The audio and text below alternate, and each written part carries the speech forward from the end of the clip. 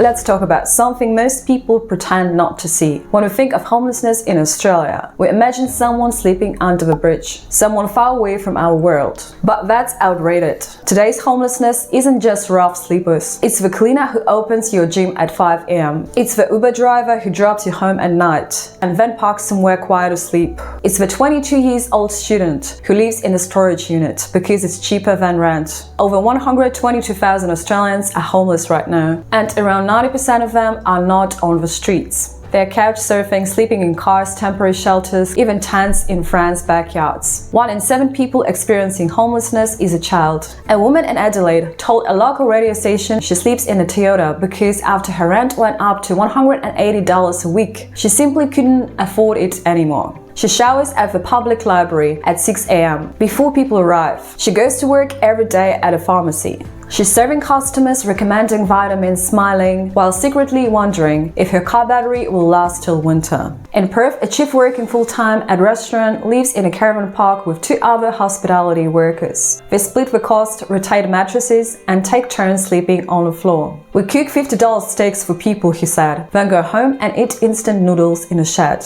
And let's talk about older women, the fastest growing group among the homeless. Women who raised families, worked, did everything right, suddenly single, divorced or widowed. And with the rental market the way it is, they're living in vans at 65 years old. One lady near Byron Bay said she moves her camper daily, so people don't notice she's homeless. She calls it mobile retirement. That's not retirement, that's survival. Then we have youth homelessness. Roughly 44,000 young people seek homeless support every year. Some leave violent homes. Some age out of foster care with nothing. A teenager in Brisbane was found living behind a Kmart loading dock, going to school during the day, studying under the streetlight at night. The only reason someone noticed was because a cleaner heard her crying. And that's the reality. If no one hears you, you simply disappear. In a country where full-time workers are lining up for food banks and students choose storage units over dorm rooms, we're dealing with social invisibility. Because homelessness today isn't loud. It's not always a person holding a cardboard sign. It's quiet. It hides behind uniforms, company badges, fresh coffee, neat haircuts. It looks ordinary. It looks like someone you greeted this morning. G'day, cunt. How you going?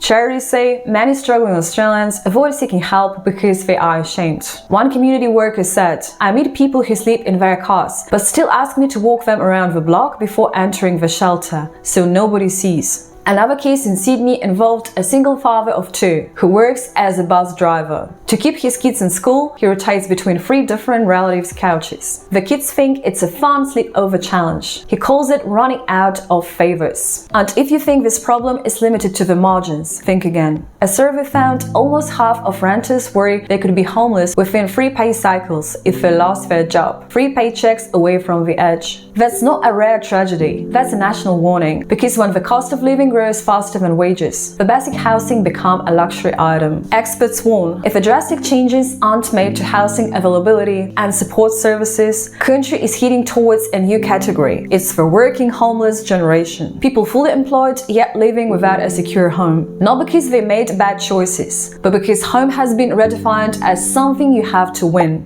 Let us know what you think. Have you seen anything like this in your city? Do you know someone quietly living in their car, couch surfing, or barely hanging onto the roof? Share your thoughts and stories in the comments. Don't forget to subscribe, hit that notification bell, and I'll see you next week.